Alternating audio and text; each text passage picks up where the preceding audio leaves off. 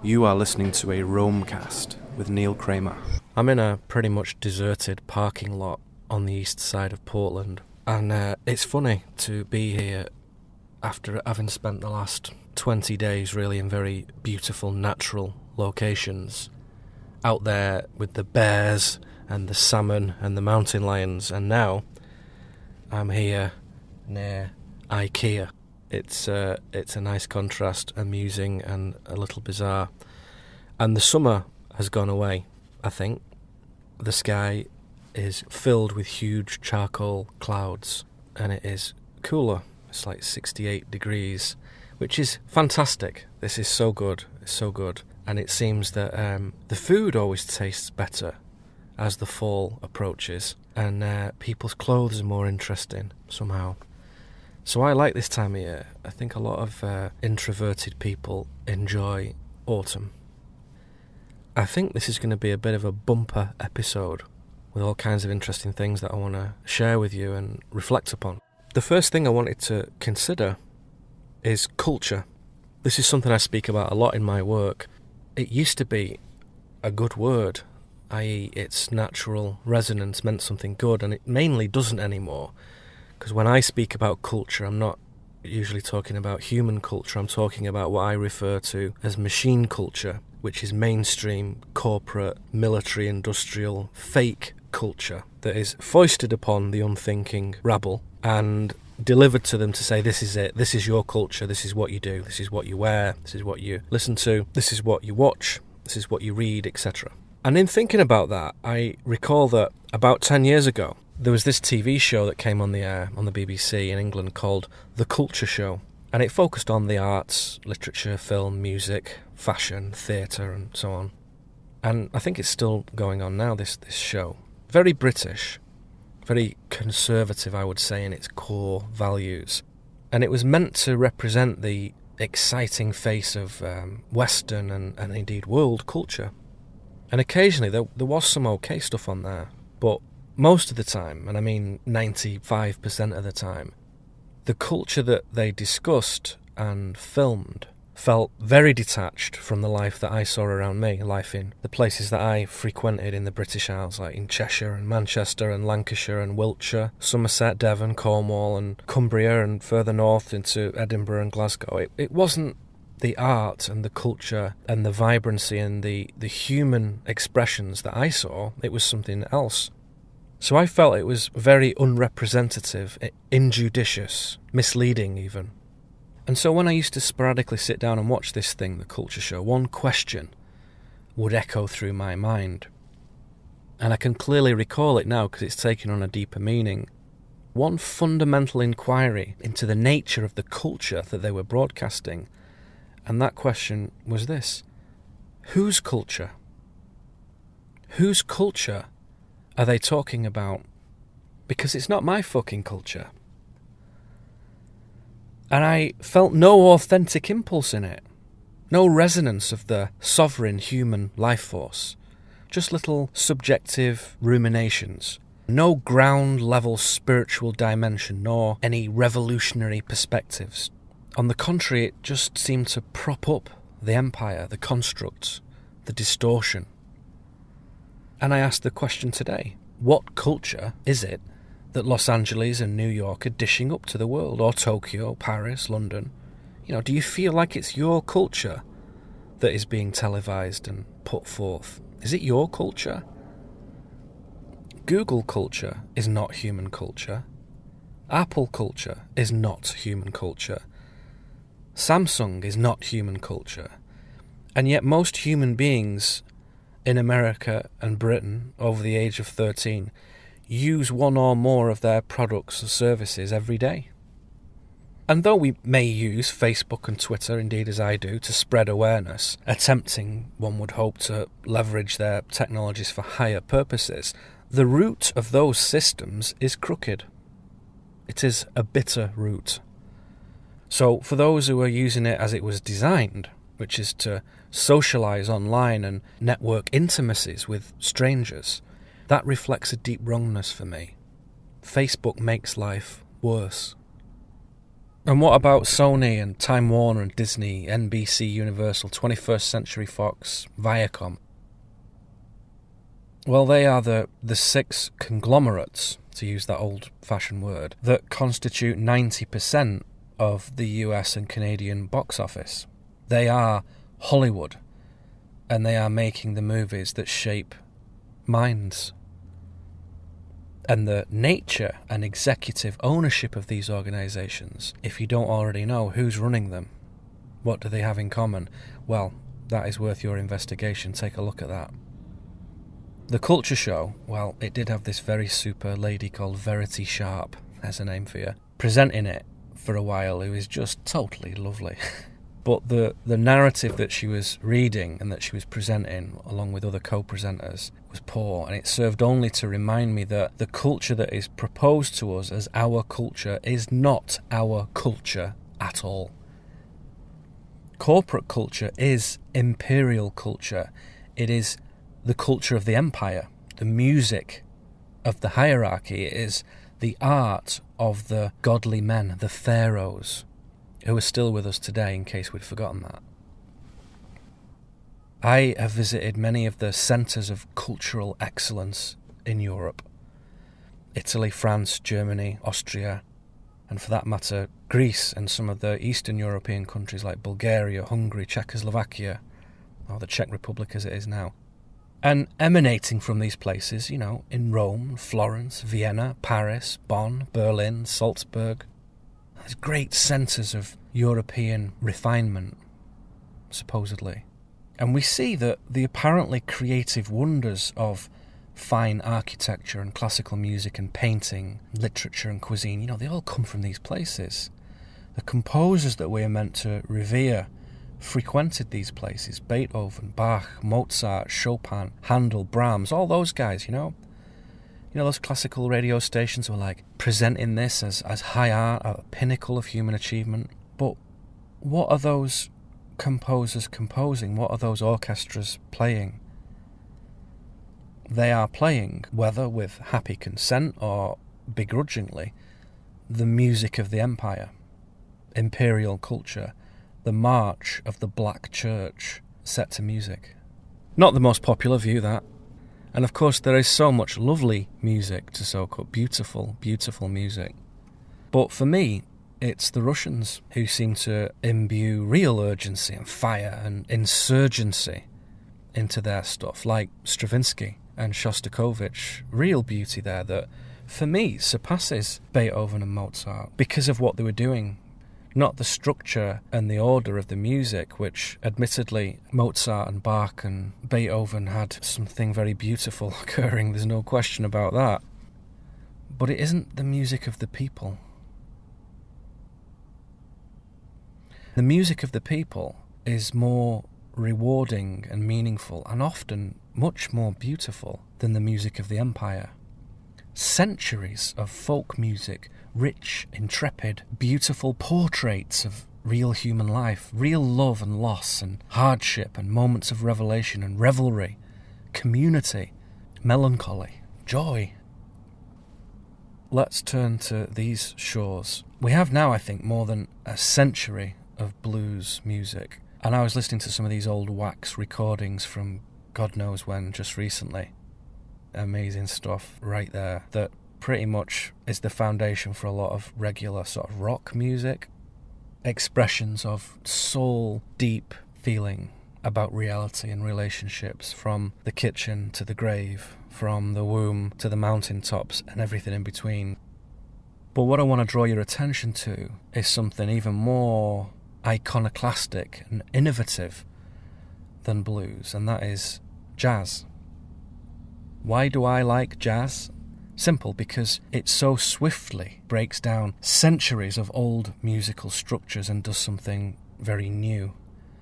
And it is from the street, it is from the heart, from poverty and vice and sadness and togetherness and being in the moment, and from love, which a lot of imperial music is most certainly not. And it was these musicians from New Orleans and Chicago and New York in the 20s and 30s, and later, of course, in the 40s and 50s and 60s, which is the sort of music I like, who were doing something infinitely more sincere and substantial than almost anything in the classical genre. People like Miles Davis, John Coltrane, Charles Mingus, Herbie Hancock, Thelonious Monk, Art Blakey, Charlie Parker, Bill Evans, Cannonball Adderley, Chet Baker, Art Pepper, Jerry Mulligan, and loads of other amazing, creative, virtuoso musicians and composers. And for any jazz aficionado out there, which I most certainly am not, I'm sure you would agree that the best entry point into the world of jazz for those who don't know that music so well is probably Miles Davis's 1959 album Kind of Blue, which is still incredible today. But the important thing is that this music is very anti-imperial. It is 5 guys in a smoke-filled basement sweating over their fretboards and keys and mouthpieces and drums and microphones. It is a organic human expression of life, an improvisation of what is real.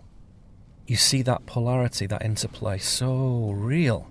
The shadow of the heroin and the hard liquor and the depression, and the light of comradeship and love and musical excellence. And it can be addictive and divisive, jazz. Some people love it, some people hate it. I used to listen to jazz a lot. Most of the musicians that I previously mentioned, most of their major works and stuff. But now, in the last 10, 15 years or so, it's pretty much, for whatever reason, almost exclusively metal and electronic music. People like Boards of Canada and Tycho, Osric Tentacles, Opeth, Mastodon, Isis, stuff like that. Talented, innovative, free-thinking human beings making the music of the people. Real vibrations that are wholly consistent with human endeavour and very naturally opposed to the patterns of the empire. One other thought on that. Punk. Quite a few people think punk music is silly and pointless, and the punk ethic is nihilistic and meaningless. And I sort of get that, I understand. But one thing punk did succeed in achieving, especially in the late 1970s and into the 1980s, was saying no. Looking around at the world and saying no. I'm not sure what else, quite honestly, but it's not fucking this, no. I would rather explode, decay, rant, rave and rot into nothingness rather than augment this pathetic culture that places commerce at the heart of human society.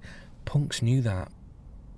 Even the most mindless punks had an innate sense of it. And the smart and thoughtful and philosophical punks, of whom I know many, they go a step further and comprehend that their initial no statement is the first step on a deep spiritual adventure. A pilgrimage of knowingness. It is what aims them at the truth, that initial no. But saying no is part of a process, in the same manner that examining conspiracy is part of a process. It's not somewhere to stay. To live purely in a state of saying no all the time is not enough, and ultimately it leads to destruction, which is fine. But that destruction is far more valuable when it is clearing the ground for a new creation, not just to destroy, but to make way for the new.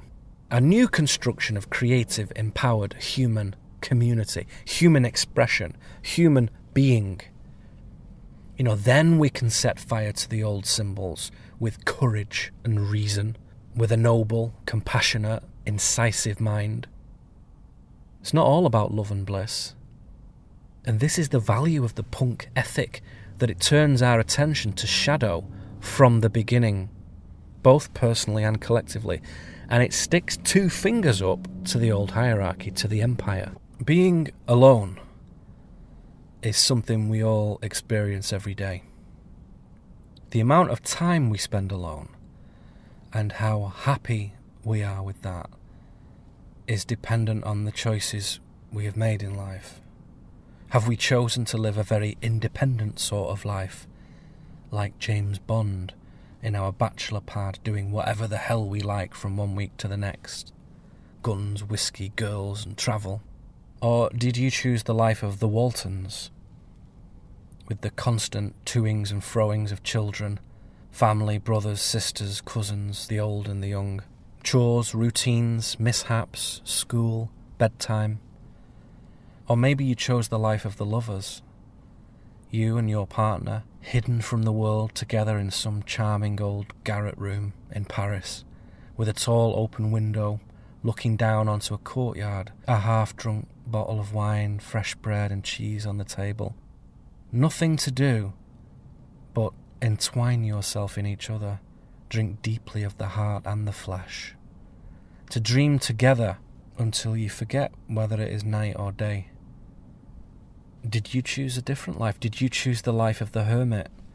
He who chooses aloneness, to wander in the forest, to meditate in caves and hollows, to live silently and with one's own sense of self as the sole witness to many of the joys and sorrows of life. Do you need someone else next to you to enjoy the sunset, or can you do it on your own? And then we have the opposite of that, the life of the socialite, who desires to be out every night, parties, dinners, balls, dances, soirees, fundraisers, openings, galleries, launches, ceremonies and whatnot. There are many choices we can make that affect our experience of being alone. How all those different lives that we just painted, how do those people feel when they are alone? How is the lover when she is alone? How is the family man when he is alone? So whatever way we choose, whichever elements appeal to us, we must deal with being alone. And of course it is good that we become comfortable and attuned with this state, to see it as an important part of one's life experience and expression. And we see in our lives, don't we, that people who feel they are alone too much want less of it. And those who are not alone enough, who are constantly in the presence of others, want more of it.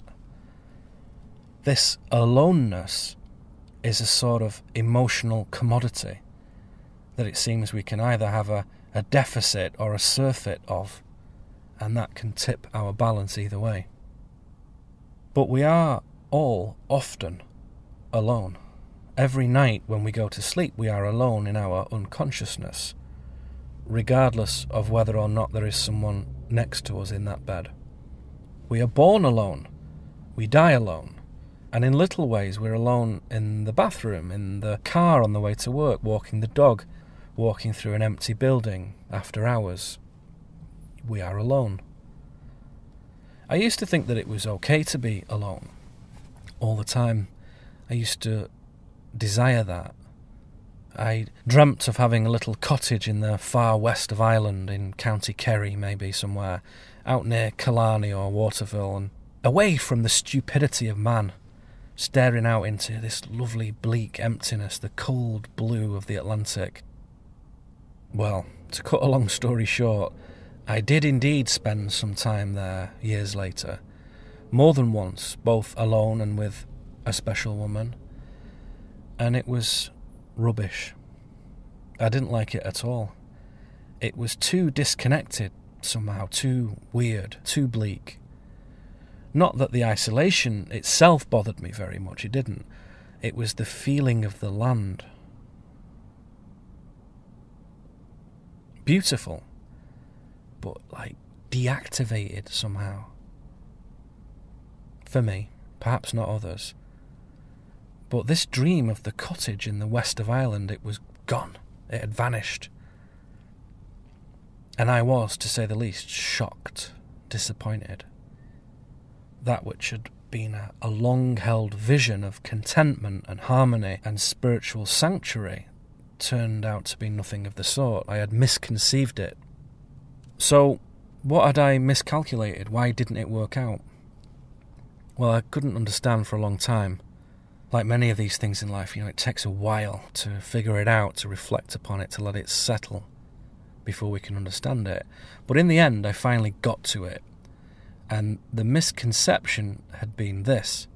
I had thought that by separating myself from what was not working in modern life, the fakery of the modern lifestyle, and the low consciousness that goes along with that, by distancing myself from all that stuff, all that ugliness, I would therefore find my own inner peace and truth. And that was incorrect.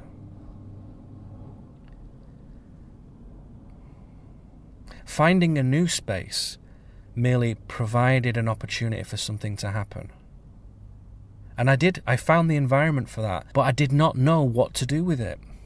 And I was young, my consciousness was ill-disciplined, and my emotional landscape, critically, was very unmapped. And now today all those things are very different, thank the Lord. Maybe today the experiment would turn out rather differently. In fact, I know it would. Were I to go to those far shores, I'm sure I would have a very different kind of experience. But since that time I have discovered hundreds more astonishing places that resonate that special equilibrium of spiritual hermitage and natural flow, and that integrate into a community of spiritually alive, authentic human beings. So this feeling that I had imagined was only going to be conjured by isolation and separation is now no longer restricted to a certain kind of place. These locations of energetic harmony are all over the earth, and one can be instructed in how to locate them. I myself have learned how to do this over the years. But let's bring that down to all of us and our own inner selves for the moment. Here is a question for you. What is the difference between being alone and being lonely? What distinguishes the two states from one another? Knowing you are alone and it's okay, and knowing you are alone and it's not okay. Well, that little question right there is one of the foundational philosophical questions of life, I feel. It's one of those issues that we are very wise to examine. It is good for us to contemplate, because in this consideration we will come to see something vital about our relationship between ourselves and the world. Being alone is knowing that what you have right now, in this moment, no more or less, is complete. It is okay just exactly as it is. There's nothing else that needs to make it okay. It's already okay, exactly how things are. Being lonely is not knowing that what you have right now is complete just as it is. One is a state of balance, one is a state of imbalance. Both are okay and part of life. And the dreadful and beautiful irony of being alone is that very often, in order to come to know your innate completeness, you need someone else to mirror it for you. And then once we finally grasp that knowingness, that deep knowledge that we don't need anyone ever in our world to complete us, then we can choose to have these sublime and profoundly intimate relationships with people. A choice, not a need, a choice.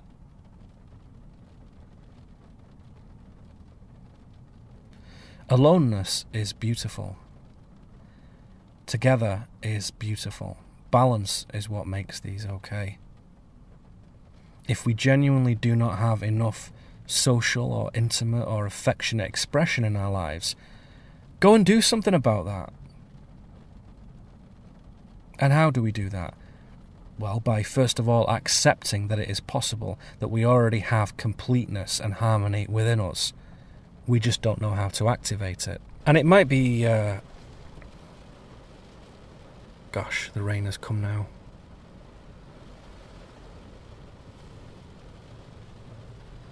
It might be wonderful to have a special person come into our lives to help with our understanding of completeness and aloneness and togetherness.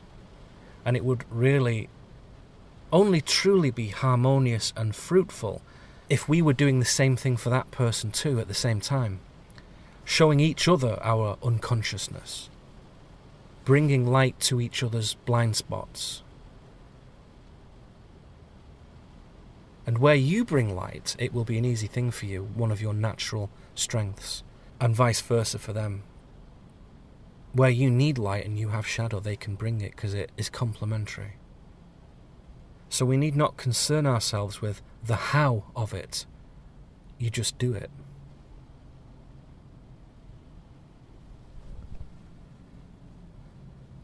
This is why loneliness is a lot like waiting. That sense of a being lost in an unknown interval, drifting in the space of uncertainty, waiting hours or days or years. Because when we unconsciously dwell in our loneliness, when we begin to accept it as some sort of melancholic penance, we are secretly waiting for the justified completeness to come to us, to make us whole. We are waiting for that wholeness, and that is quite understandable, and yet it will never arrive. It will never arrive unless we make it happen. We have to make that 51% effort before the universe begins to collaborate with us and brings to us that mysterious 49%. That magical manifestation that seems to be out of reach. The universe can connect what logic cannot connect. It is extremely cohesive and synchronous, beyond the imagination. It networks the known to the unknown. It introduces delightful strangers and locates hidden things, mends broken circuits, changes the unchangeable. It gives us truth and authenticity. We just have to demonstrate our effort to ourselves and to the universe. And we do that by looking, yes, but more by listening, contemplating, by going out into the chaotic, unpredictable strangeness of the world and having a go, journeying. Journeying is important, whether it's out to the park for an hour or two, or off into the forests for months. But more than anything, the journeying is being prepared to become a new you. That is the real journey, to change, to grow into something unknown, slowly but surely, to become something different. Nationwide is on your Nationwide is on your 877-393-444. Those are his favorite commercials. Stop, silly. Hey, relax. You will know people in your life who seem to be riddled with drama. Every time you speak to them, there is some commotion in their lives. You know, it lays waste to their expectations, doesn't it? To their happiness and their peace of mind. And do you ever think, hang on a second, this person always seems to be dealing with some bloody drama. If it's not one thing, then it's another. Do you ever think that when you speak to these people who are stalked by drama?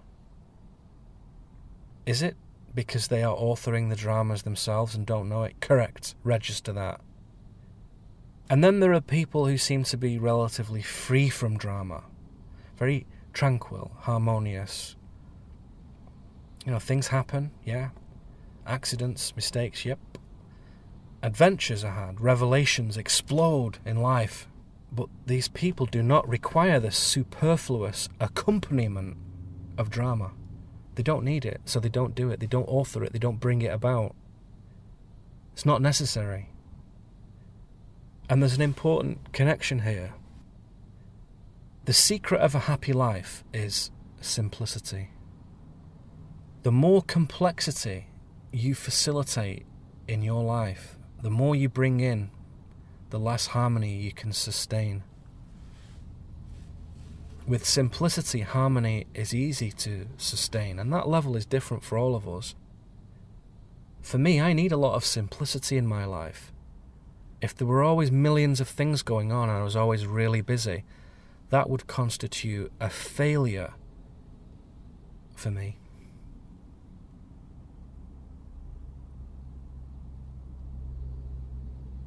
Let's bring our philosophical screwdriver to this quandary, deconstruct it for a moment and see what we're actually dealing with here. Because until we do that, with all the things that we wish to know about, we are not dealing with their essence, but with their nebulous appearance. And that's not enough for the mystic, not nearly enough. So, thinking of drama, we can say that the dictionary definition, or thereabouts, of drama is this: a situation that has stark, emotional, conflicting characteristics, such as the drama inherent in a big murder trial in court. Now, the key things here are conflict and emotions. For a synthetic drama to be conjured into the world, there has to be opposition. It's always present. There has to be an opponent, an opposing force of some type, some thing or person, situation. There has to be an adversarial element. There has to be rumour, scandal, secrets, and that spice of gossip. And the players attempt to assert their side as the one true victorious version of events, these metaphorical chess players. And I have been, as I continue to be by so many things in life, astonished by the prevalence of drama in the lives of people who should, quite frankly, know better. On my travels in the world, and especially in the world of alternative thought, speaking to spiritual seekers and whatnot, I have been amazed at how much drama people are conjuring into their lives. And this is in Cheshire, Manchester, California, New York, Oregon, Portland, everywhere I've ever been, all over. And I am coming to regard the existence of drama in people's lives as a marker of immaturity, because the real student of the mystical, the committed pathwalker, dissolves drama wherever they encounter it. They know it is antithetical to growth and unnecessary. It draws consciousness into a very low resonance. You know, conflict and emotions. Conflict is only possible when we are thinking in binary, this or that.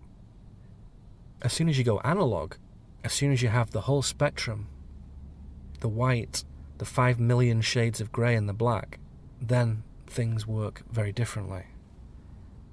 Our emotions only run away with us. They only have power over us when we don't know how to use them.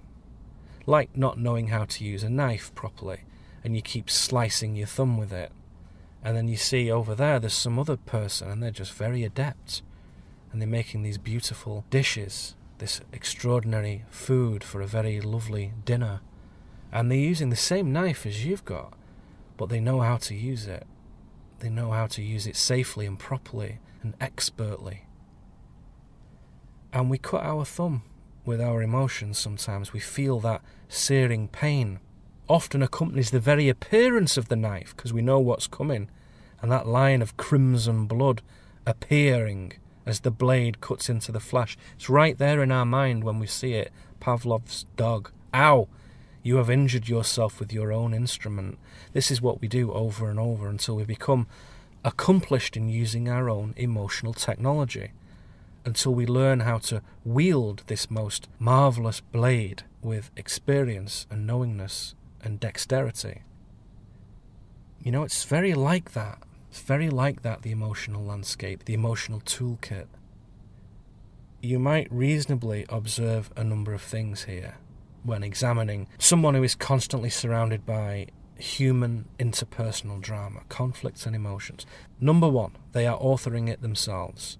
Number two, they are emotionally inarticulate. Number three, they are given to resonating fantasy, exaggeration and delusion. We all do this, but some people really do it. Really do it. These are plain, simple observations based on hundreds of encounters and repeatable, consistent characteristics in all these sort of human theatres. And we need not judge anyone on these things. If they are mired in drama, are they a bad person? No. We can never really judge anyone until we have fairly, deeply and truthfully judged ourselves, which is a lifetime's work. So we're not talking about being judgmental. What we're saying is that we can observe unhelpful behaviour in someone and still appreciate their innate value and potential for growth. Yes, we can, as we can in ourselves. And that is the mark of a mature seer of men, to know that both can be okay. Together they can coexist. Just because someone is ignorant of their own immaturity doesn't mean they're a bad person. There are, in my experience, very few bad people in the world. Very few. But we have to observe what is, if we are to live truthfully. Not to continually accommodate other people's shadow and pretend everything is okay, but to say, in the right moment, this is this. It's not something else. This is this. Let us not engage other people in their dramas. Let us not help them perpetuate fictions and tantrums. Because when we are being dramatic in life, we are putting on our costumes, we are reading old scripts and walking onto the stage, and we are acting. We are participating in an imaginary tale for the purposes of examining ignorance, and it doesn't work very well. If you are having drama in your life, or you are clearly seeing it neutrally in someone else's life, there will invariably be someone who is playing the role of the antagonist, the bad guy. Well, let me say, the antagonist is the protagonist.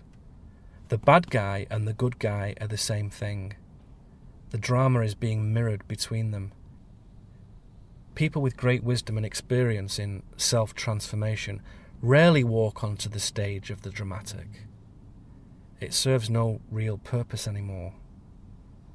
Because when we explore our emotional landscape, when we learn how to heal the old patterning, when we develop the humility to know when we are wrong and to grow, and to acknowledge the equal value of failure and triumphs, we don't need drama anymore. We don't need it.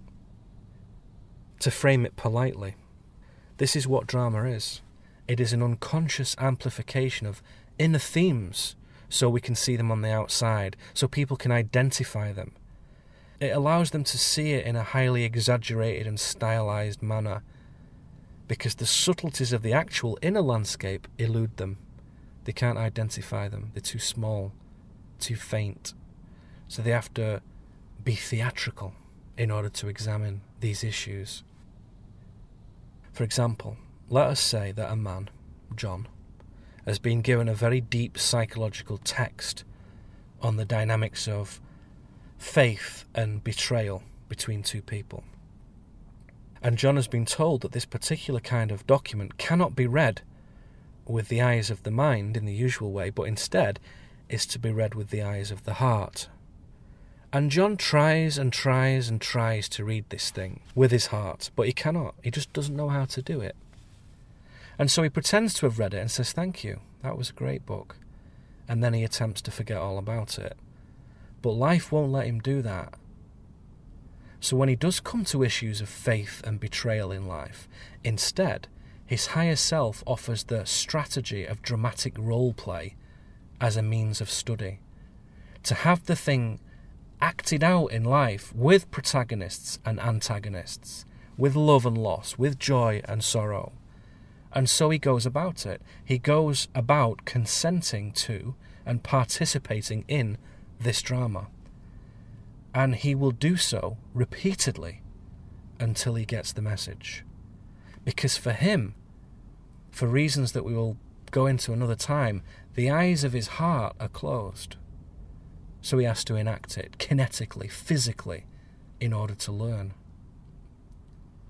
And the fantastic thing about this clever, universal show business is that all the actors and players concerned have to agree to it individually and as a group before it ever happens. So whilst they may have loved or hated each other whilst in the thick of the play, afterwards, after they have exited the 3D, they come together and rejoice. They hug and dance and love and laugh together. They have helped each other in this peculiar arena of earthly life. This is why emotional maturity is the most essential element of spiritual attainment in the physical. And for anyone who tries to be clever and say, well, there is no advancement, there is no attainment, there is nothing that needs to be done, we already have everything inside us. Yes, we do. But it needs to be unlocked through experience, through great work, great commitment, great discipline. There is much to be done. The most awesome of adventures is here, right in front of you today. This is it. And it is necessary for us to embrace it utterly if you ever want to leave this place of your own free will.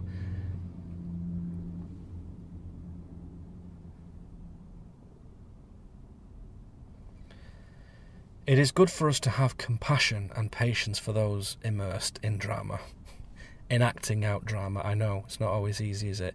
But it's good to cultivate a patience and a tolerance for that, where appropriate.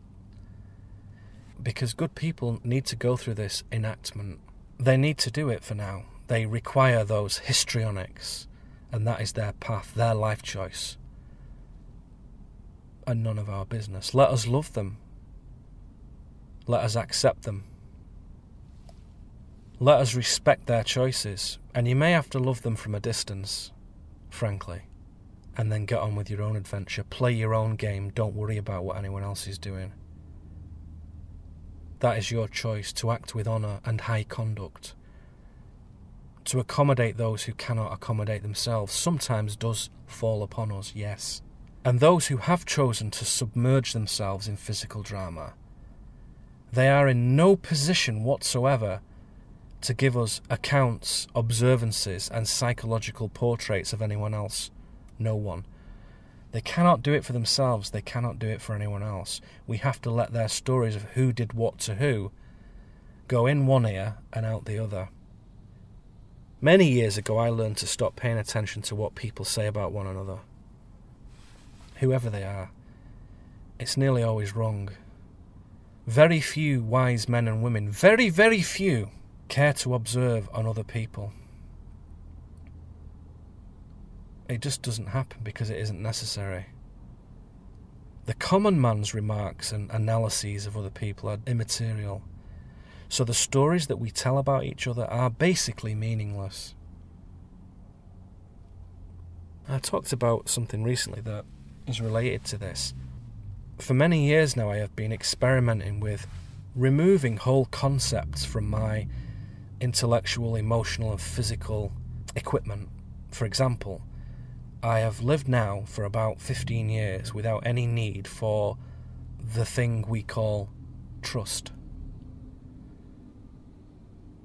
I do not trust or distrust anyone, nor do I care if anyone trusts or distrusts me. I have found, personally, through this experimentation, no need for trust. It seems extraneous to my life. I have cut it out because its maintenance and its very existence didn't seem to do anything, have any purpose. I don't need to trust you one way or another. You don't need to do anything for me. I have no expectations of you. I don't need you to be anything. Do whatever you wish to do. Be whoever you want to be. Act however you want to act. You cannot betray me because there is nothing to betray.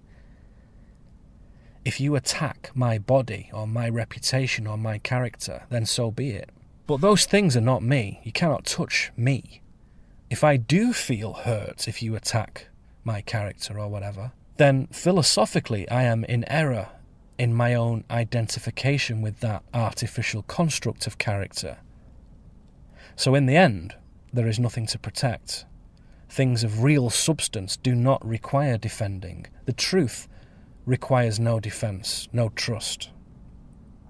When we reach a certain point in our spiritual realization, and there's a long history of this, we come to know that there is zero requirement for many previously cherished and beloved human concepts.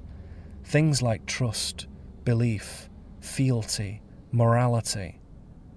They begin to dissolve because we can do something better. All there is, living now as a human being, is the harmony of our individual actions with the universe around us. There are emanations of harmony and there are emanations of disharmony, and that's it.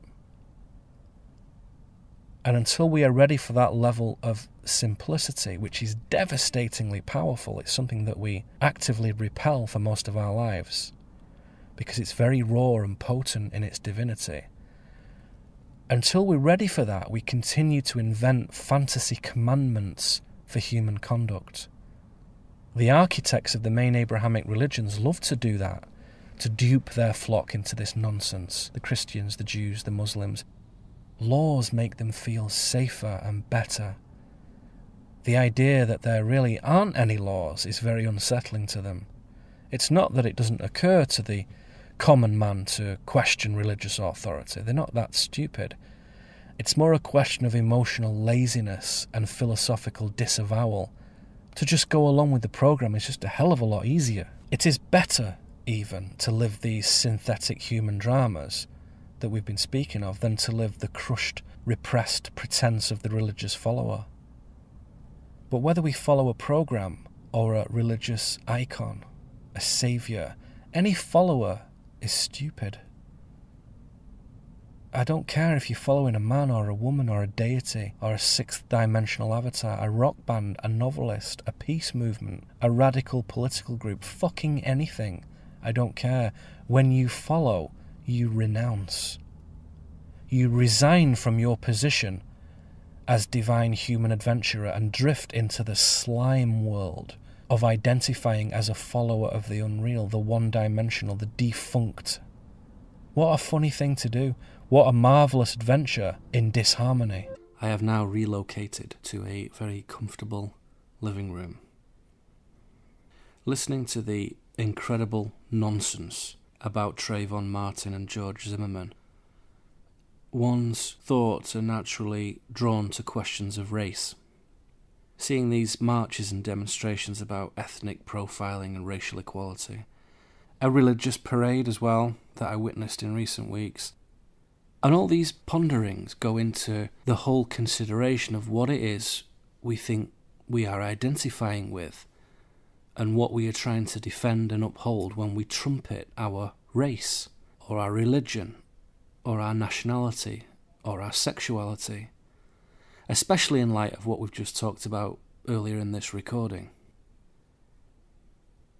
And for me, it seems odd that anyone who has reached a minimal level of self-awareness would ever identify with a race or a nationality or a religion or a political or ideological allegiance or a sexual orientation and, somehow feels that any of these things are foundational in determining who we are. If I were to primarily express my identity to you as white, English, Methodist, heterosexual, then I think you'd have turned off a long time ago. If those things were up the top of the list every time there was this dialogue, every time I gave an interview or put pen to paper, you'd think, what's that got to do with anything? If I had these things right up there as key factors in who I am and what I'm doing in this world, if that was the case, then I would expect to be just after Justin Bieber on your philosophical playlist. Bless him. These things are quite irrelevant to the business of the authentic human being, their mind, heart, will, spirit, development and expression on earth. For the mystic, who is actively engaging with their ascendant impulse, matters of race and nationality and sexuality are not considerations. If I were to go on about my whiteness or my Englishness, or how I was christened a Methodist, and how I attended a Church of England elementary school, or discuss my rich catalogue of heterosexual intimate experiences, then surely you would wonder what the hell I was talking about, and what possible bearing these things have in relation to the deeper matters of existence, which is what we have become accustomed to discussing. If someone were to sincerely ask me, "Who are you? Tell me about yourself. Who are you in this world?" I would say I am a human. I spend much of my time contemplating, and I am trying to live as truly as I can. Any and all thoughts of race, nationality, religion and sexuality would have fuck all to do with it. Nothing.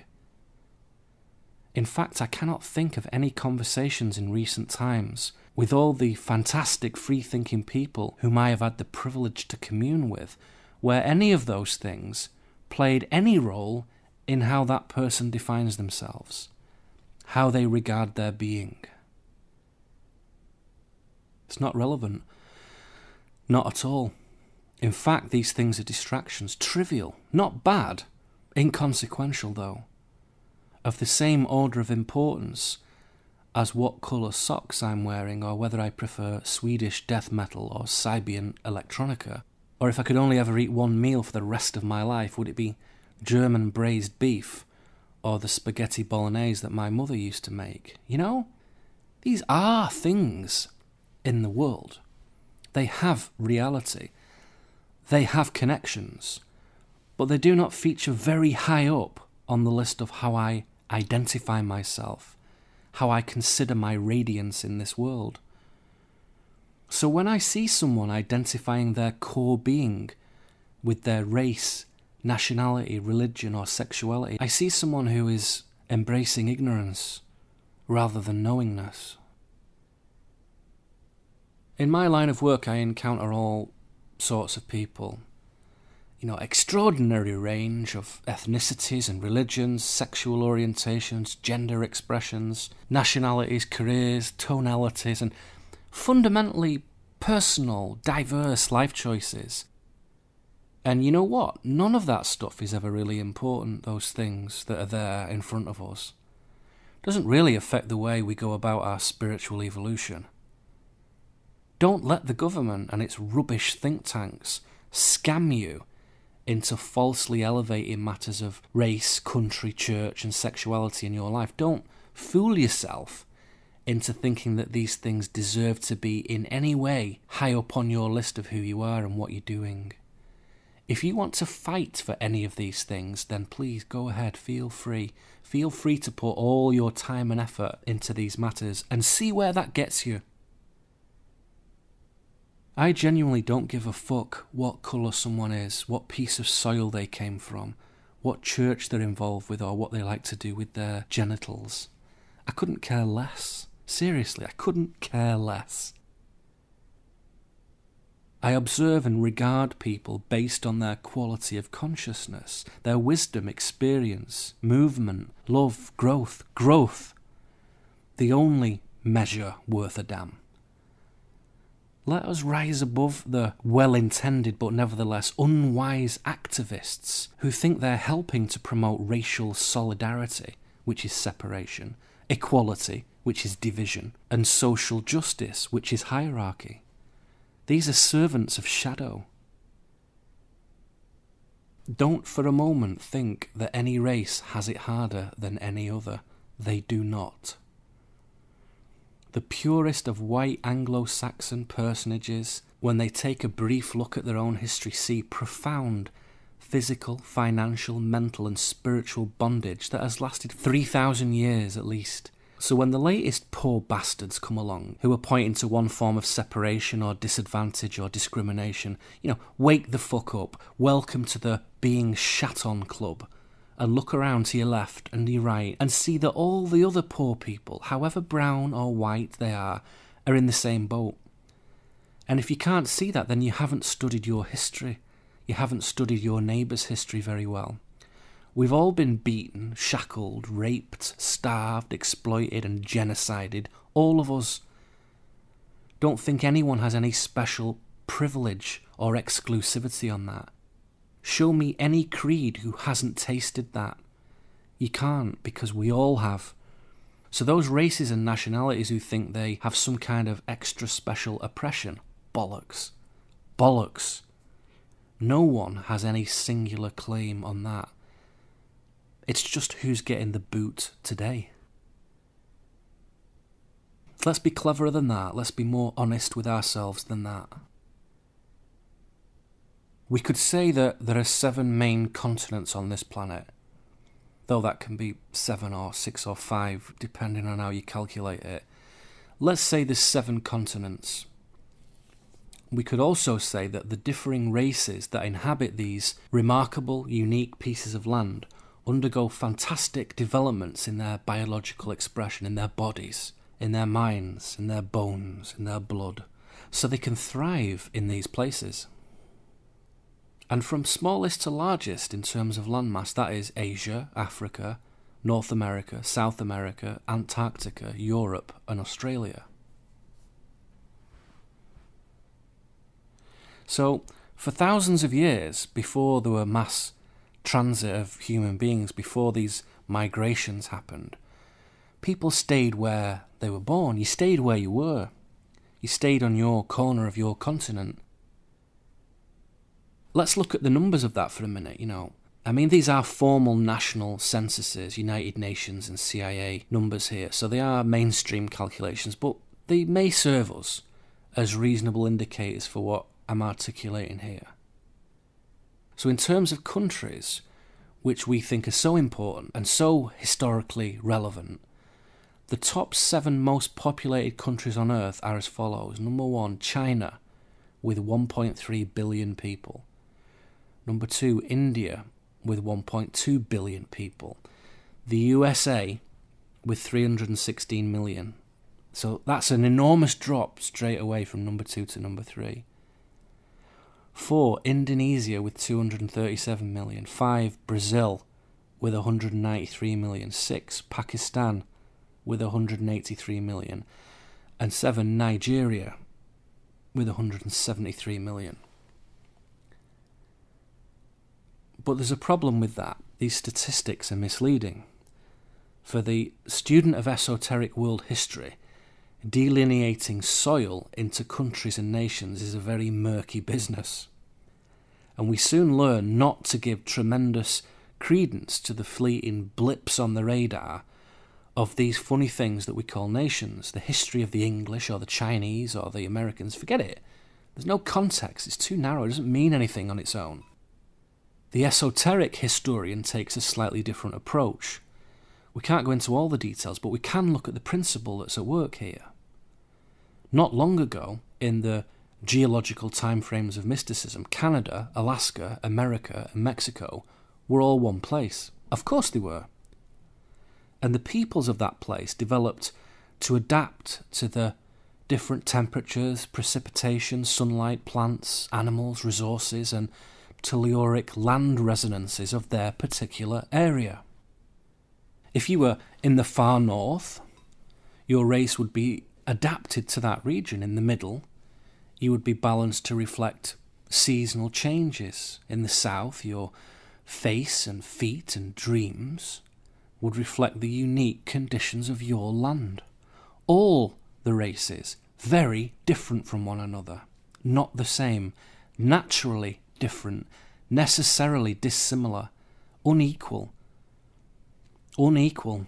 Our skins, our organs, our brains, our senses, our instincts, our genetic patterning, our ascendant impulses, all completely distinct from one another, in harmonic reflection with the land itself, with the land and its relationship to the sun and to the water and the trees and the sand and the wind and the rock, to the very elements themselves. In this way, race is a description of your biological relationship with the elements. It is a marker of your current elemental patterning. To suggest, therefore, that they're all the same is meaningless. We have to consider, rightfully, that all biological tendencies can be transcended, should we so wish, through consciousness, through willed growth, through natural unfoldment, through reason, through insight and wisdom. So there is both nature and nurture.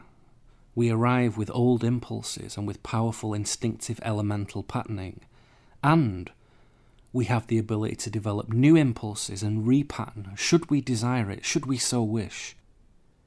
However, is there a good reason for your basic elemental patterning? You bet there is. You bet your bottom dollar there is.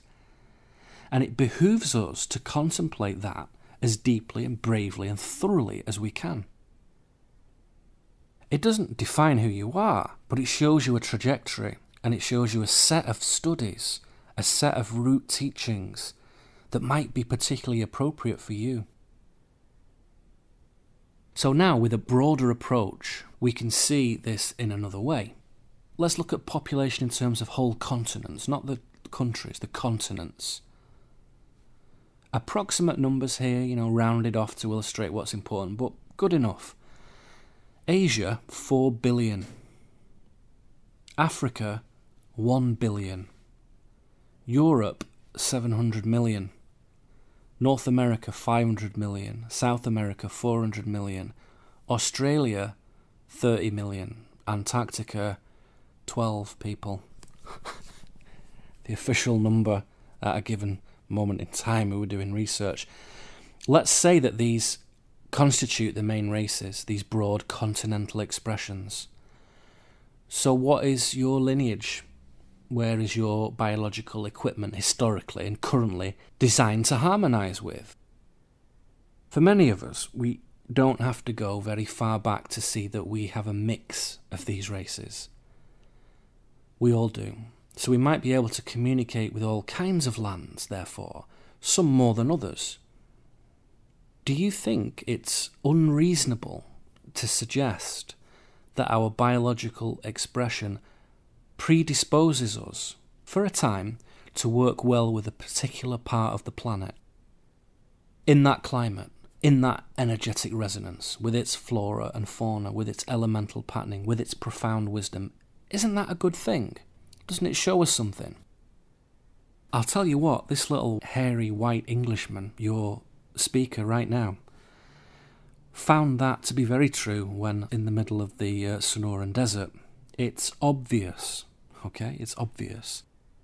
More importantly, though, doesn't that mean that each of the races cannot, in any way, be valued one above another? In the same way that we cannot place the wolf above the tiger, or the elephant above the leopard, or the eagle above the hummingbird. That would be stupid, bloody stupid. It is also stupid to say that they're all the same. That is false and dangerous. The races are different by design. What the system is really implementing when it works towards equality is actually the reverse. It seeks standardization. When it says diversity, it means uniformity. Talk of equal opportunities is talk of global restriction. Our uniqueness is our power. The old hierarchy have purposefully brought together the most incompatible groups. And incompatible groups do exist. Please don't imagine they don't. I've seen them up close and personal all over Europe and America. I've seen them for decades. And they have swelled population numbers, our old hierarchy imperial controllers, to unsustainable levels by design, particularly in Asia and Africa and Eastern Europe. And they've been doing that for about 1,000 years. Population levels now so high that few communities, nations and infrastructures can actually support them. There are too many people here. Go to Britain and walk around London and Birmingham and tell me I'm wrong.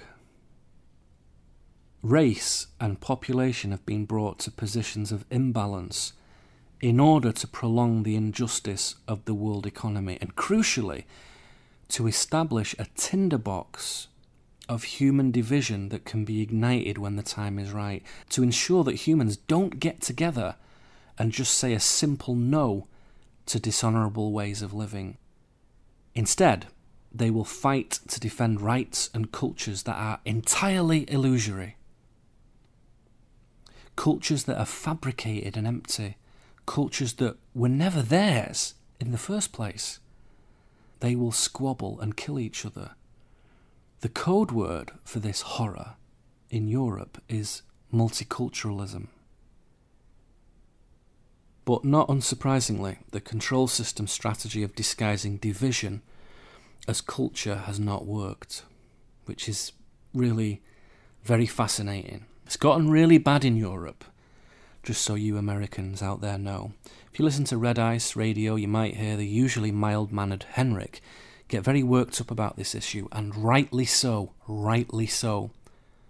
It needs a bit of fucking passion injected into it, so well done, Palmgren. In Germany, in 2010, Chancellor Merkel said that Germany's attempt to create a multicultural society has, quote, utterly failed. Recognising the enormous problems that they have in Germany with immigration and Islam polarising people in that land, she said that allowing people of different cultural backgrounds to live side by side without integrating has not worked in a country that houses 4 million Muslims. Now, Islam and Christianity, Judaism, I don't care. I am respectful of any Muslims or Jews or Christians. When there is tolerance and open-mindedness, it's a choice, okay. When there isn't, I lose patience really fast. So if it's Islam's turn to be fundamentalist, then maybe they get it at the moment. But believe me, it wasn't long ago before it was us Christians who were crushing the world on our own jihad. You know, the French Premier Nicolas Sarkozy in 2011 said, "We worry way too much about the identities of those who've arrived here rather than about the identity of the very country taking them in." You know, no kidding. It's not a racial comment, that, obviously. That's clear for whatever country you're talking about, whenever, whoever the country is, whoever the incomers are, it doesn't matter. Obvious. And asked whether he felt that there were problems with the policy of encouraging religious and cultural differences, he said, quote, "Clearly, yes, it is a failure." And our guy, in 2011, the hilarious schoolboy Prime Minister, David Cameron, stated that the multiculturalism that the UK has established resulted in segregated communities behaving in ways that run completely counter to British values. And he said, quote, "Under the doctrine of state multiculturalism, we have encouraged different cultures to live separate lives apart from each other and apart from the mainstream." Apart from each other. The vast insoluble problems that the old hierarchy created in the UK and Sweden and Germany and France and Italy and Holland and all over are going to see the biggest race wars we've ever seen. Just when we need to come together.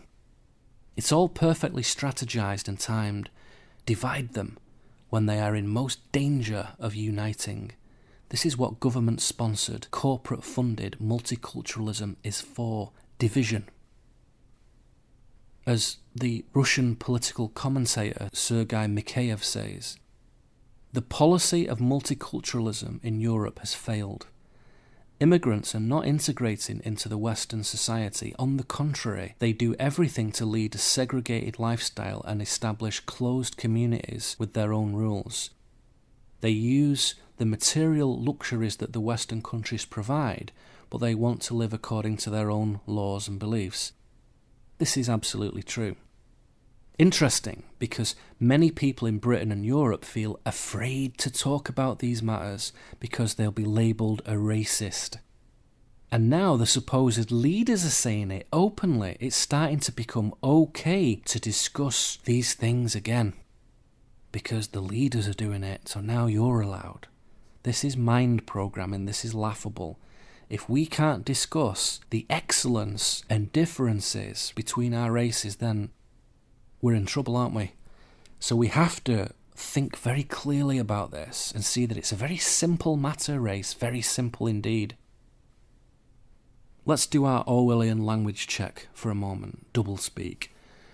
Understand that when Eurozone leaders say multiculturalism, what they mean is division. What they're talking about, what they're implementing is racial partitioning.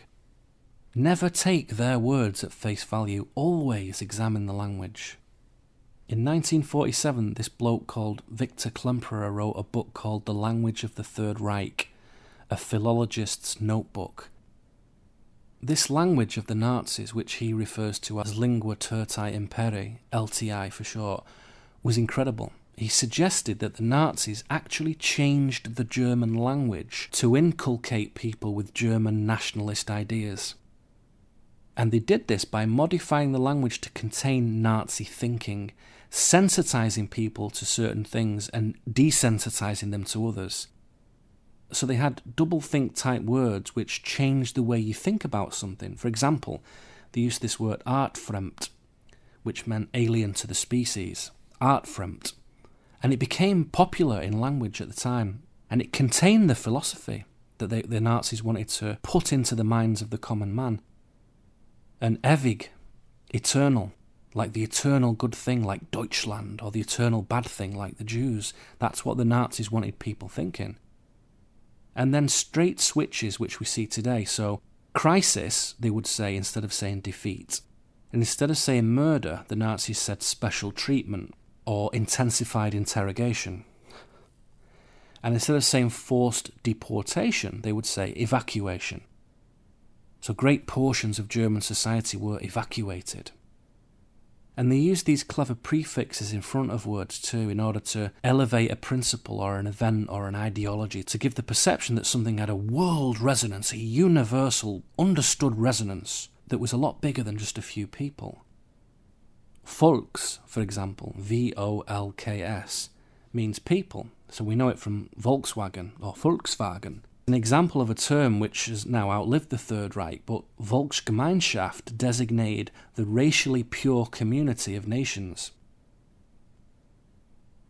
And we're doing exactly the same thing today in America and Britain and Europe. We're repeating these old tricks. And many of us, some of our older community members will remember this, but many of us have forgotten about this duplicity. And some of us are not even aware of it at all, because we've been using this LTI, as Klemperer put it, for such a long time. Defence means war. Custody means imprisonment. Education means conditioning. Jobs equals slavery. We need more jobs means we need more slavery. Freedom is empire. Bring freedom to the world. Democracy is collectivism, the destruction of the individual for the collective. Insurgency is freedom. This is the language of the empire. Why are Barack Obama, Joe Biden, Nancy Pelosi, Dianne Feinstein and Hillary Clinton so committed to destroying America and the wider world? How could these people possibly claim that they're aiming for a stronger, freer, more successful and happier America?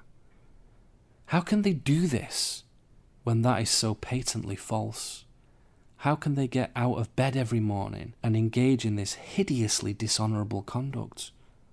You know, just personally, how can they do that? Are they in with the old hierarchy?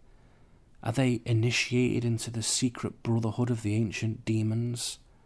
Are they puppets of the demigod hybrid motherfuckers of Egypt? Well, maybe some of them are, but certainly some of them are not. Most of them are too thick and weak to be agents of shadow. But let me tell you something that we can say about many of our politicians and world leaders.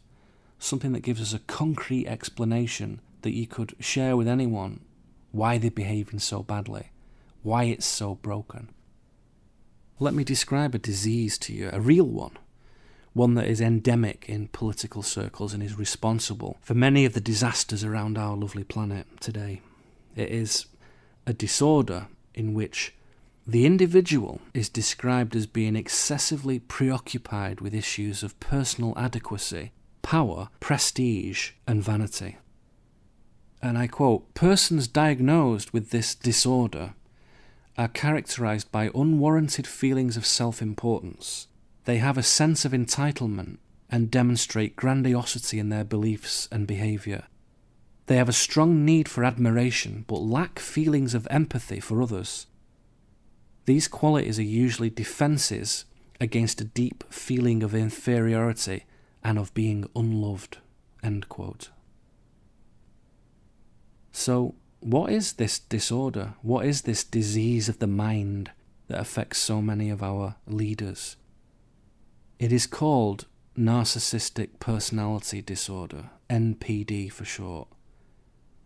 And people who demonstrate this NPD in their behaviour have all kinds of symptoms, such as needing constant attention, admiration and positive reinforcement from others, preoccupied with thoughts and fantasies of great success, great legacies they leave behind. They exaggerate their achievements. They constantly fail to recognise other people's emotions and feelings. They just tread all over them or completely ignore them. They expect others to go along with their ideas and plans. They're jealous of others. They're easily hurt and rejected. They have very fragile self-esteem, even though they appear as tough-minded or unemotional. Now, to me, that is a perfect description of Barack Obama, Silvio Berlusconi and Margaret Thatcher as the standout examples. What causes this? My idea is that it's a very simple thing. It results from emotional abuse, neglect or manipulation during the first 7 years of life, which is ordinarily a result of being exposed to a highly toxic emotional behaviour from adults, either intentional or unintentional, it doesn't matter. So a very common cause would be that the parent could not form an emotionally healthy and consistent empathic relationship with their child.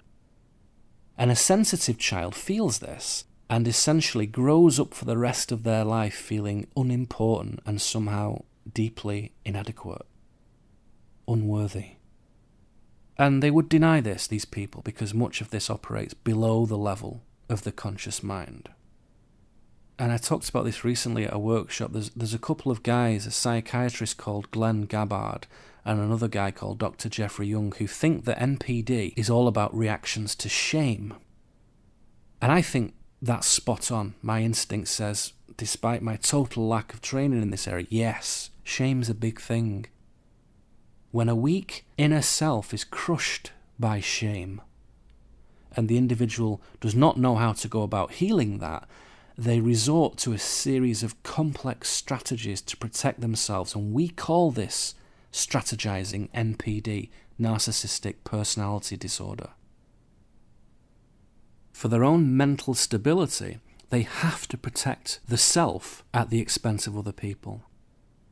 They will frequently devalue, criticize and blame others. They're constantly making enemies, these guys. Anyone who criticizes them becomes an enemy. They insulate themselves from reality. And if they can, they will act with extreme hostility of varying levels towards this enemy of theirs.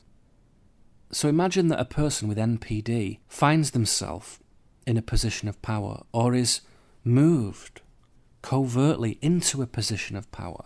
Political, military, social, cultural, economic, corporate, industrial power. That kind of fake power, and yet has great influence on society.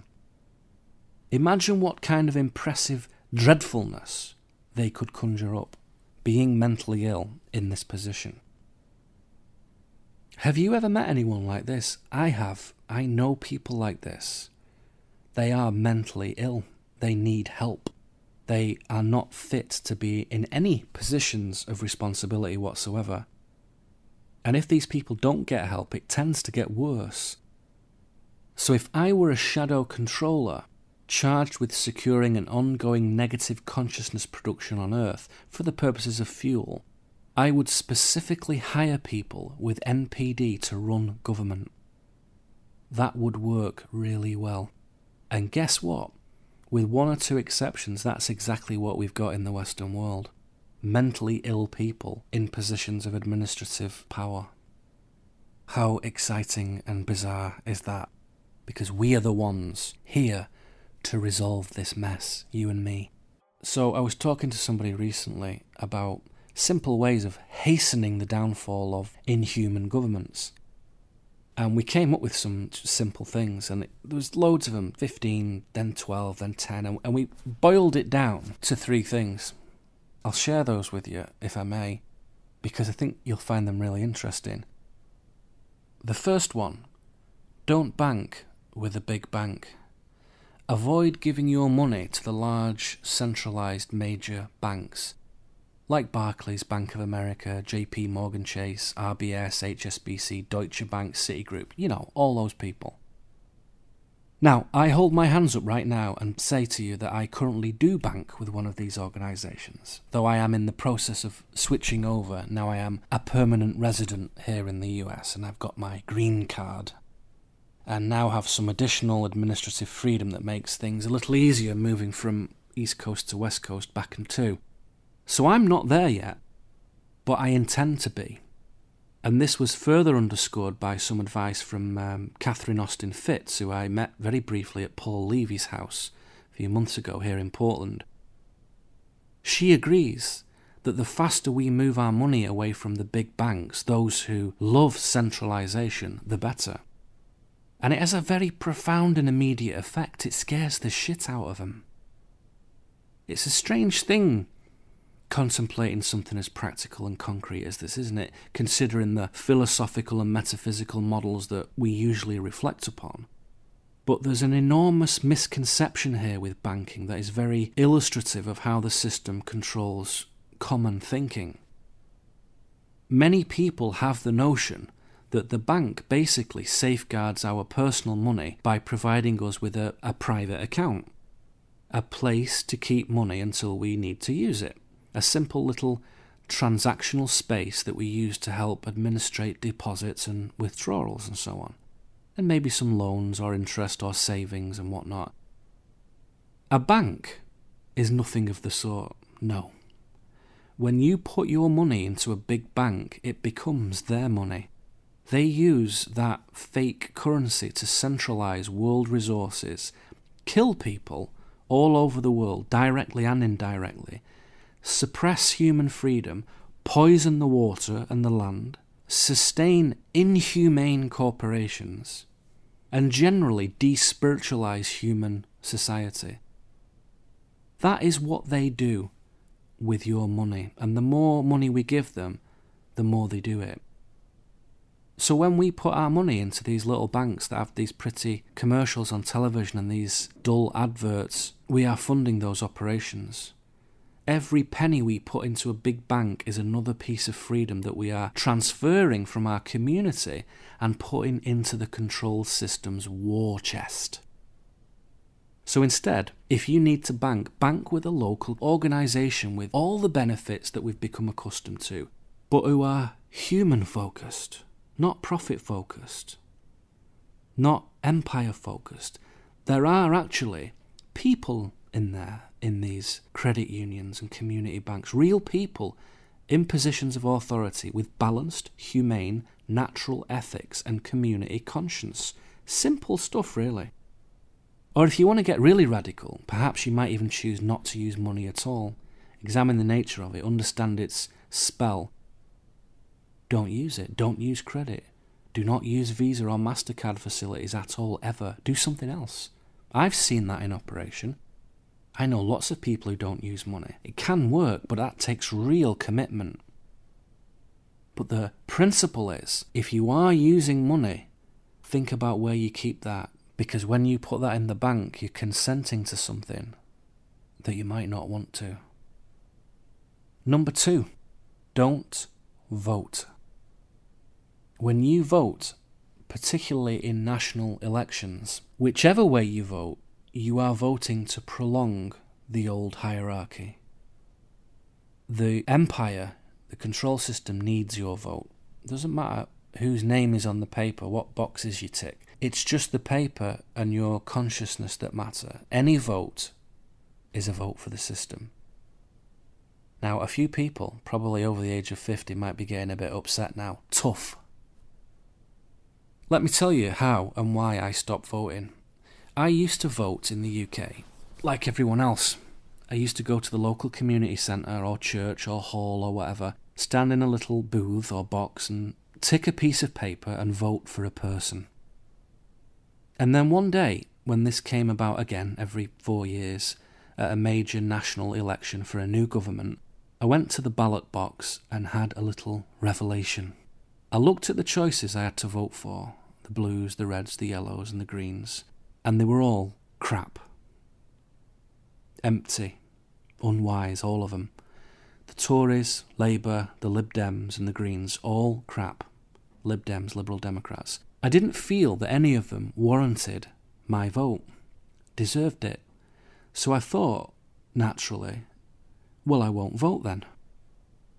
And then I got this twinge of guilt, like I was considering something vile and improper or criminal. And that nearly made me just pick the best of a bad bunch, vote and get out. But I didn't. I stopped. And I exercised my power of reason.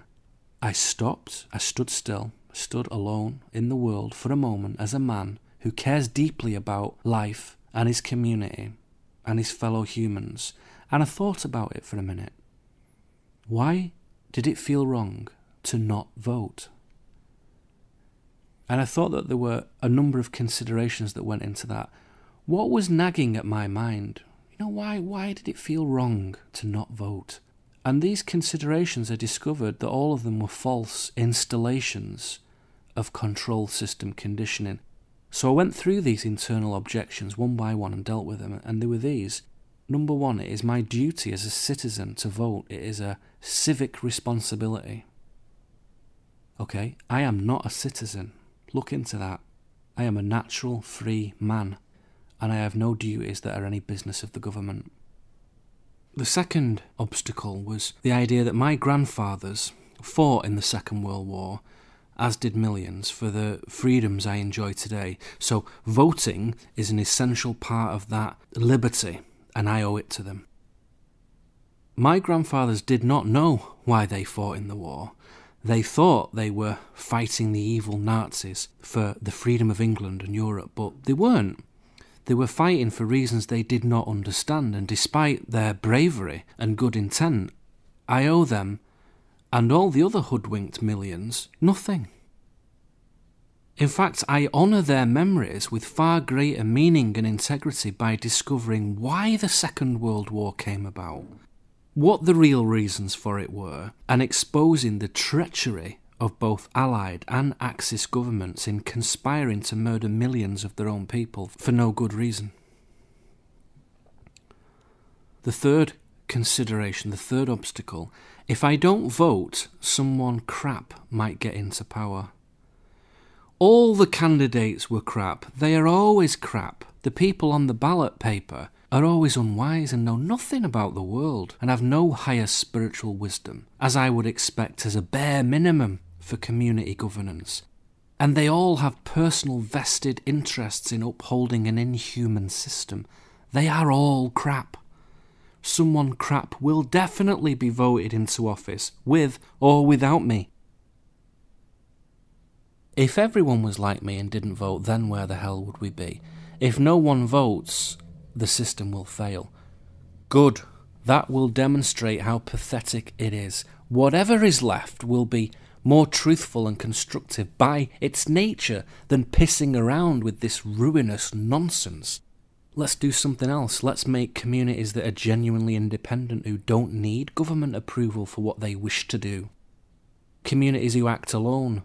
Do that. Put your time, money, blood and sweat into that. Put your consciousness into something good like that. So those were the things that made me feel that not voting was bad, and when I thought about them, they were all false. So that was it. I intentionally spoiled my vote, as it were, by not voting for anybody and instead writing "We are free humans" across the face of the paper. I then folded the paper in two, put it in the little slot in the white box, and left. So to vote is consenting to prolong the agony. It's living with toothache for years instead of a couple of days. Now, if I lived in a little rural community with 500 people, 500 ace people, and one man or woman from that community was going to get elected to help run local affairs on our behalf, I mean really step into an honourable and effective role, then I would vote. But as soon as it connects to outside national political interests of Labour, Democrats, Tories, Republicans, forget it. No vote. The funny thing is, a few years after stopping voting, I discovered that there was no such thing as a democratically elected national government anywhere in the Western world. No major nations have one or have ever had one. Democracy is a mirage. It is a con trick. And this is very hard to swallow at first. It takes years to internalise that truth without it knocking you over. But when you finally get to it and admit what you know in your heart to be true, that there is no democracy and that the government is not your friend, then not voting is the only reasonable course of action. So that was my second suggestion in hastening the end of empire. The third one, the third and final one, is a very simple thing you can do, and that is not to shop for pleasure. I don't mean shopping for things that you need, like food, clothes. I mean ceasing to buy things that you don't need. The system cannot properly function unless we pour our currency units into it. We sustain the system when we unconsciously buy crap from Walmart and Target and Apple and Samsung and Sony and go with trends and follow fashions and go to see rubbish blockbuster movies with Hollywood A-list actors and listen to fabricated pop music with people who aren't musicians and basically just unmindfully hand over money for stupid shit. If you're going to hand over money for something, try and make sure it's good money and it's a good thing you're buying. If you earn $20 for weeding an old lady's back garden and then you go and spend that on a meal that is cooked by a happy, excellent person using real vegetables from the ground, from the farm around the corner, all dished up in a cool place, then that is a reasonable exchange. That is good money and a good thing. But if your money is earned from gangster capitalism and exploitation, and you're throwing it down in bad places with bad ingredients, with unhappy, unmindful people, then you are just darkening the imperial shadow. Now, I think that most thinking people have largely stopped unmindful shopping. Most shopping malls around America now are gladly falling into decline, thank God. People have wised up. Now, the malls are often filled with a strange underclass of wide-eyed economic immigrants who haven't quite cottoned onto the idea that these malls are actually killing them. And these sort of financial nomads are still associating life success with amassing money and having things. We've all done that at one point or another, to greater or lesser extents. They will learn, as did the middle classes, that this is a silly mistake. Cloudy-headed shopping is a massively dysfunctional thing to do. It's not just a bit of fun. When you do need to buy stuff, try and get it from real people who produce real things with as little processing, corporatization and wankness as possible. It's not always easy to do that. Buying a smartphone or a laptop or using Visa, getting on an aeroplane, things I do quite a bit. I involve myself in this shit. I do. But I'm onto it, and I'm beginning to withdraw my consent from it more and more with every day. I am making efforts to counterbalance and offset these things by doing other, more giving things, real things with real people. Happy creations and meaningful services, right? Things that generate goodness and authenticity, nourishment, health, growth, quality, community. Simple, amazing things that we're all really good at. So if you work toward, as I am trying to do, these three simple things, don't bank with a big bank, don't vote, don't shop, then you will speed up the emergence of a better world. Because the old world is going away bit by bit all the time. It is disappearing anyway, whether you're here or not, whatever you do or don't do. But we can do our bit to pour conscious fuel on the fire of renewal. The whole thing's got to come down. It's not reverse engineerable. We cannot backpedal to the point where we can heal the epic mental illness that is running our world economies, resources, military, education and media and government. They are beyond repair. The extreme ridiculousness that we have each wrought upon this planet is a group disavowal. We're all part of that. And the vacuous demons that we have created who embody our renunciation of God, they are here and they are destroying. That is what they're meant to do. We conjured them. They are terminal cases. The world is going to hell in a handbasket, and a hilariously unsustainable way of living that we have each consented to is going to be flushed down the galactic toilet. Why? Because we are withdrawing our consent from all this at last. It is a wonderful thing. It means that the ability for low resonance consciousness to be protracted indefinitely on this planet is over. Period. Thousands of years of suppression is about to end. It is ending now. You can track the endingness of it. And billions of people won't be able to handle that because they've been suckling on it like little piglets. So they're going to go away too. It is coming to a conclusion. All of it. This is a galactic cycle of renewal, as perfectly natural as a potato or a tomato, and as fresh and pure as a mountain stream. It is the purification of a planet, the natural advancement of a planet. The old patterns resolve, new ones arise. What is self-sustaining becomes ascendant. What is unsustainable becomes descendant. That which resounds with the truth of life at long last stretches its wings and eyes new, abundant territories. And that which harbours untruth becomes dust and blows away. We never need really worry about the end of the world, because it is never the end of the world, only the end of a way. The world cannot end because it is not a thing. It can no longer be contained and destroyed than we can capture a hurricane in a trash can. You can't do it. What we're focusing on here is the beginning of a new cycle. Again a cycle, but also new. Unique, fresh. This is the fire that purifies. This is the emanation of divine ordinance that will bring just providence to everything and everyone, each according to how they have lived inside and out. And there's nothing anyone can do to stop this. Nothing the naughty ETs or 4D hobgoblins can do to change what is happening. We're all going to be subject to it. No consciousness is powerful enough, individually channeled, to avoid this. We don't want to avoid it. And you know the best part about all this? You know why it's okay, this cataclysmic storm in a teacup? Why is this apocalyptic spasm so good? It is good because we are causing it. We are making it happen. We are pouring fuel on this fire.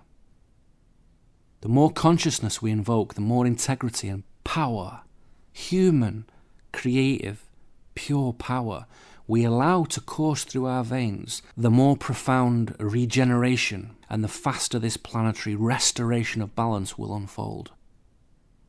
It is the same principle at work that we see in the death of a wise old man.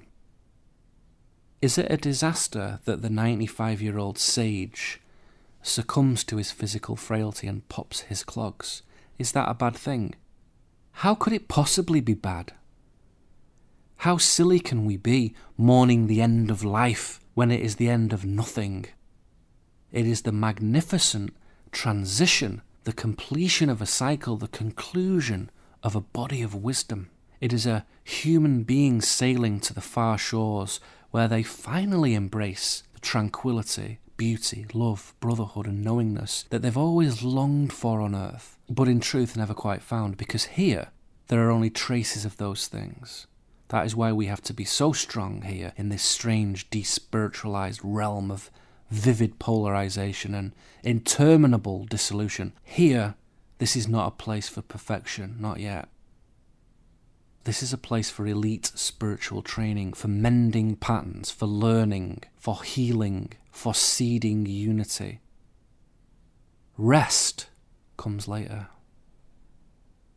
And even after that rest, there is the next adventure, and the next, and the next. Because when we've had our 1,000-year vacation, our timeless, luscious immersion in unspeakable joy, we are absolutely ready for the next adventure. Yes, please, the next refinement, the next creation, the next play. When authenticity in all things is the compass bearing for your life, when your heart is noble, when you know the divine, when you know the animal, when you embrace growth, when you resonate your sovereignty, then, and only then, can you see the truth. The truth that change is our eternal ally. All change. Little changes and big changes. Universe is destroyed and universe is created. Here, all is play. The all is mind. The mind is divine.